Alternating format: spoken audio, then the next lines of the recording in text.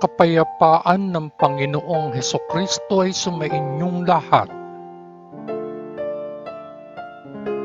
Magandang araw sa inyong lahat, saan mang sulok ng mundo kayo naroroon sa sandaling ito. Ang babasahing mabuting balita sa araw na ito ay pinamagatan kong, sabi ng Diyos, ibubuhos ko ang aking espiritu sa lahat at kanilang ipahahayag ang aking mensahe. Pagbasa sa banal na ebanghelyo ayon sa mga gawa ng mga apostol, 1 at 2 kabanata. Mahal na Theophilus, sa aking unang aklat ay isinulat ko ang tungkol sa lahat ng mga bagay na ginawa at itinuro ni Jesus mula nang simulan niya ang kanyang gawain hanggang sa araw na siya ay dinala sa langit. Bago siya iniakyat, nagbigay siya ng mga tagubilin sa pamamagitan ng kapangyarihan ng banal na espiritu sa mga lalaking pinili niya bilang kanyang mga apostol. Sa loob ng 40 araw, pagkatapos ng kanyang kamatayan, ay nagpakita siya sa kanila ng maraming beses sa mga paraan na nagpatunay ng walang pag-aalinlangan na siya ay buhay. Siya ay nakita nila at nakipag-usap siya sa kanila tungkol sa kaharian ng Diyos. At nang sila'y magsama-sama, ay ibinigay niya sa kanila ang ganitong utos: huwag kayong umalis ng Jerusalem, ngunit hintayin ninyo ang kaloob na sinabi ko sa inyo, ang kaloob na ipinangako ng aking Ama. Nagbautismo si Juan sa tubig, ngunit ilang araw lamang ay babautismuhan kayo ng Espiritu Santo. Si Jesus ay dinala sa langit. Nang magkita-kita ang mga apostol kay Jesus, tinanong nila siya, Panginoon, ibabalik mo ba sa ngayon ang kaharian sa Israel? Sinabi sa kanila ni Jesus, ang mga oras at pagkakataon ay itinakda ng sariling autoridad ng aking Ama at hindi para sa inyo na malaman kung kailan mangyayari ito. Ngunit kapag ang banal na espiritu ay dumating sa inyo, kayo ay mapupuspos ng kapangyarihan at kayo ay magiging mga saksi sa akin sa Jerusalem, sa buong Judea at Samaria at hanggang sa dulo ng mundo. Pagkatapos sabihin ito, siya ay dinala sa langit habang pinagmamasdan nila siya, at isang ulap ang nagtago sa kanya sa kanilang paningin. Nakatutok pa rin ang mga mata nila sa langit habang paalis siya, nang biglang tumabi sa kanila ang dalawang lalaking nakasuot ng puti at sinabi, mga taga-Galilea, bakit kayo nakatayo diyan na nakatingala sa langit? Ang Jesus na ito na kinuha mula sa inyo patungo sa langit ay babalik sa parehong paraan na nakita ninyo siyang pumunta sa langit. Ang kapalit ni Judas. Pagkatapos ay bumalik ang mga apostol sa Jerusalem mula sa bundok ng mga Olibo, na halos kalahating milya ang layo mula sa lungsod. Pumasok sila sa lungsod at umakyat sa silid na kanilang tinutuluyan. Sina Pedro, Juan, Santiago at Andres, Felipe at Tomas, Bartolomeo at Mateo, Santiago na anak ni Alfeo, Simon na makabayan at Judas na anak ni Santiago. Sila ay madalas na nagtitipon upang manalangin bilang isang grupo, kasama ang mga kababaihan at kasama si Maria na ina ni Jesus at ang kanyang mga kapatid. Pagkaraan ng ilang araw, nagkaroon ng pagpupulong ang mga mananampalataya na halos 120 ang kabuuan, at si Pedro ay tumayo upang magsalita. "Mga kapatid ko," sabi niya, "kailangang matupad ang kasulatan kung saan ang banal na Espiritu na nagsasalita sa pamamagitan ni David ay gumawa ng hula tungkol kay Judas na naging gabay para sa mga dumakip kay Jesus. Si Judas ay isang miyembro ng aming grupo sapagkat siya ay pinili upang magkaroon ng bahagi sa aming gawain. Sa pera na nakuha ni Judas dahil sa kanyang masamang gawa ay bumili siya ng isang bukid kung saan siya nahulog sa kanyang kamatayan. Siya ay nabuksan at ang lahat ng kanyang mga laman loob ay nabuhos. Nabalitaan ito ng lahat ng taong naninirahan sa Jerusalem, kaya sa kanilang sariling wika ay tinawag nila ang bukid na iyon na Akeldama, na ang ibig sabihin, bukid ng dugo. Sapagkat nasusulat sa aklat ng mga awit, maging walang laman ang kanyang bahay, naway walang tumira rito. Nakasulat din, naway may ibang pumalit sa kanyang lugar sa paglilingkod. Kung gayon, dapat may sumama sa atin bilang saksi sa muling pagkabuhay ng Panginoong Hesus. Siya ay dapat na isa sa mga lalaking kasama natin sa buong panahon na kasama natin ang Panginoong Hesus. Simula noong panahon ni Juan hanggang sa araw na si Jesus ay dinala mula sa atin patungo sa langit.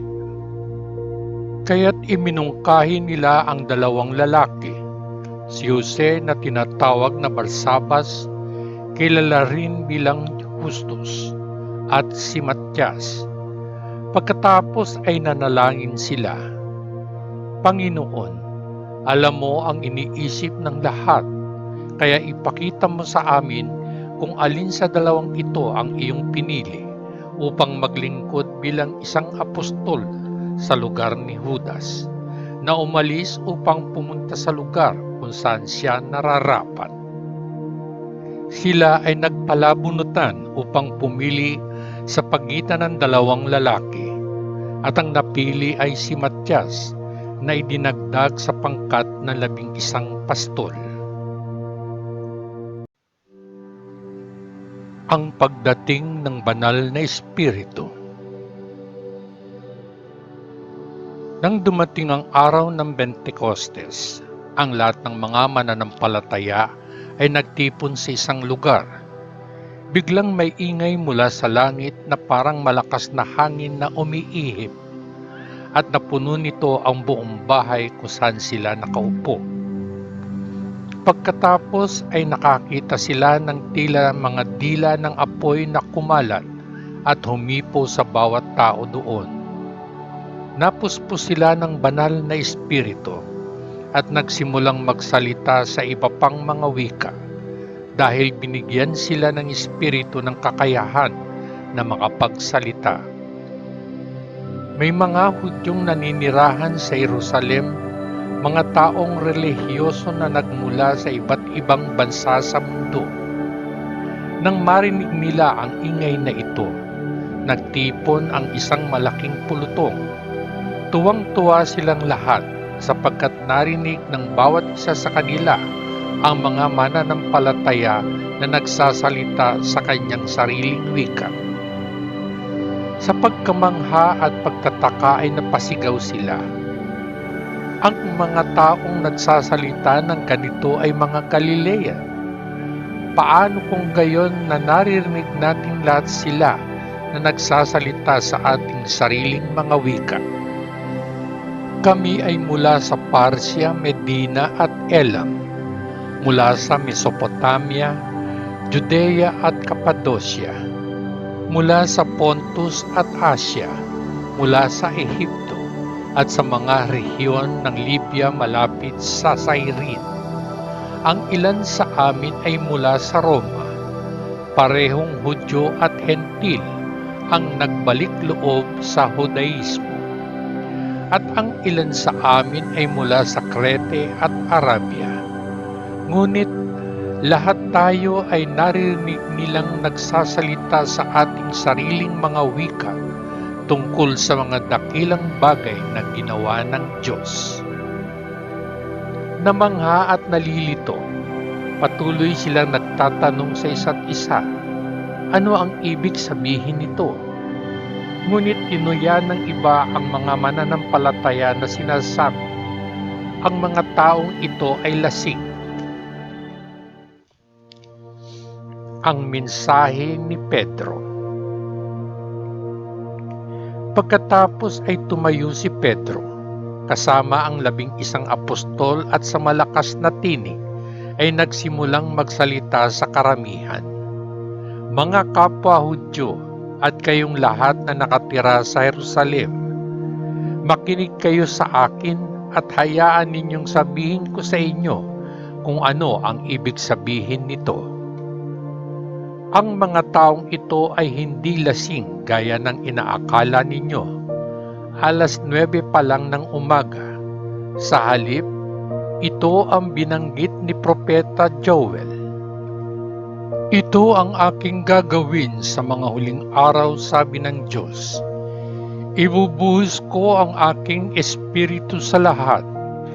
Ipahahayag ng inyong mga anak na lalaki at babae ang aking mensahe. Ang inyong mga binata ay makakakita ng mga pangitain, at ang inyong matatandang lalaki ay magkakaroon ng mga panaginip. Oo, maging sa aking mga lingkod, lalaki at babae, ibubuhos ko ang aking espiritu sa mga araw na iyon, at kanilang ipahahayag ang aking mensahe. Ako ay gagawa ng mga himala sa langit sa itaas, at mga kababalaghan sa lupa sa ibaba. Magkakaroon ng dugo, apoy at makapal na usok. Ang araw ay magdidilim, at ang buwan ay mamumula na parang dugo, bago dumating ang dakila at maluwalhating araw ng Panginoon. At pagkatapos, ang sino mang tumawag sa Panginoon para sa tulong ay maliligtas. Makinig sa mga salitang ito, mga kapwa Israelita. Si Jesus ng Nazaret ay isang tao na ang banal na awtoridad ay malinaw na napatunayan sa inyo ng lahat ng mga himala at kababalaghan na ginawa ng Diyos sa pamamagitan niya. Alam ninyo ito sapagkat nangyari ito dito sa gitna ninyo. Alinsunod sa kanyang sariling plano, ay nagpasya na ang Diyos na si Jesus ay ibigay sa inyo, at pinatay ninyo siya sa pamamagitan ng pagpayag sa mga taong makasalanan na ipako siya sa krus.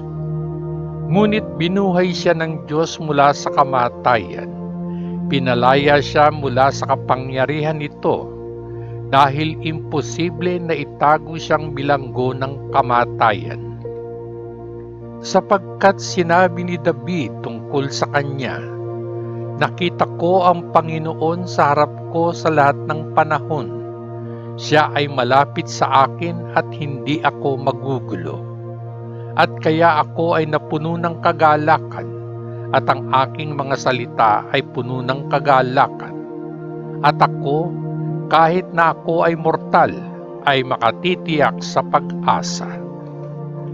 Dahil hindi mo ako pinababayaan sa mundo ng mga patay, hindi mo hahayaang mabulok sa libingan ang iyong tapat na lingkod. Ipinakita mo sa akin ang mga landas na patungo sa buhay, at ang presensya mo ang pupuspos ng aking kagalakan. Mga kapatid, kailangan kong magsalita sa inyo ng malinaw tungkol sa ating tanyag na ninuno na si Haring David. Siya ay namatay at inilibing, at ang kanyang libingan ay narito sa atin hanggang ngayon. Siya ay isang propeta at alam niya kung ano ang ipinangako sa kanya ng Diyos. Nangako ang Diyos na gagawin niyang hari ang isa sa mga inapo ni David, gaya ni David.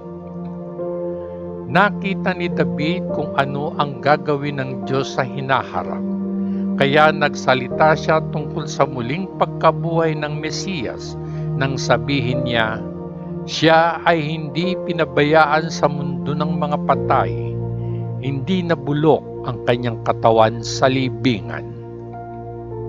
Binuhay ng Diyos ang mismong Jesus na ito mula sa kamatayan at kaming lahat ay saksi sa katotohanan ito.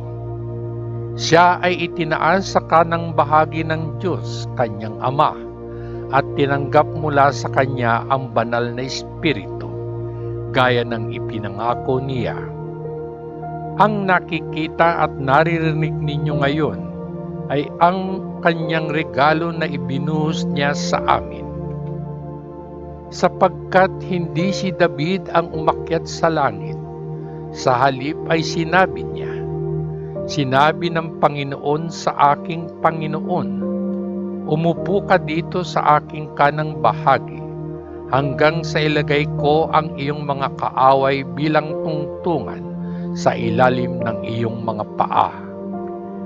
Kung gayon, dapat malaman ng lahat ng mga tao ng Israel na itong si Jesus na inyong ipinako sa krus ay siyang ginawa ng Diyos na Panginoon at Mesiyas. Nang marinig ito ng mga tao, sila ay lubhang nabagabag at sinabi kay Pedro at sa iba pang mga apostol, ano ang gagawin namin, mga kapatid? Sinabi sa kanila ni Pedro, ang bawat isa sa inyo ay dapat tumalikod sa kanyang mga kasalanan at magpabautismo sa pangalan ni Hesukristo upang ang inyong mga kasalanan ay mapatawad at tatanggapin ninyo ang kaloob ng Diyos, ang Espiritu Santo.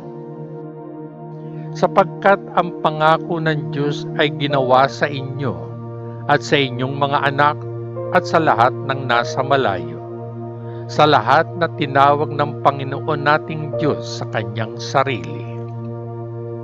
Si Pedro ay nanawagan sa kanila at sa maraming iba pang mga salita ay hinimok niya sila na sinasabi, iligtas ninyo ang inyong sarili mula sa parusang darating sa masasamang taong ito. Marami sa kanila ang naniwala sa kanyang mensahe at nabautismuhan, at humigit kumulang 3,000 tao ang nadagdag sa grupo noong araw na iyon. Ginugol nila ang kanilang panahon sa pag-aaral mula sa mga apostol, pakikibahagi sa pagsasama-sama at pakikibahagi sa mga pagkain sa pagsasama-sama at mga panalangin. Buhay kasama ng mga mananampalataya. Maraming himala at kababalaghan ang ginawa sa pamamagitan ng mga apostol at ang lahat ay napuno ng pagkamangha. Ang lahat ng mga mananampalataya ay nagpatuloy na magkakasama sa malapit na pagsasamahan at nagbahagi ng kanilang mga ari-arian sa isa't isa. Ibinenta nila ang kanilang ari-arian at mga pag-aari at ipinamahagi ang pera sa lahat ayon sa pangangailangan ng bawat isa. Araw-araw ay nagpupulong sila bilang isang grupo sa templo at sila ay kumakain ng magkakasama sa kanilang mga tahanan, kumakain ng may galak at mapagpakumbabang puso. Nagpupuri sa Diyos at tinatamasa ang mabuting kalooban ng lahat ng tao. At araw-araw ay idinaragdag ng Panginoon sa kanilang grupo ang mga naliligtas. Ang mabuting balita ng ating Panginoon. Salamat sa Diyos Ama sa langit, sa ngalan ng Panginoong Hesukristo na ating manunubos. Amen. Amen. Amen. Peace.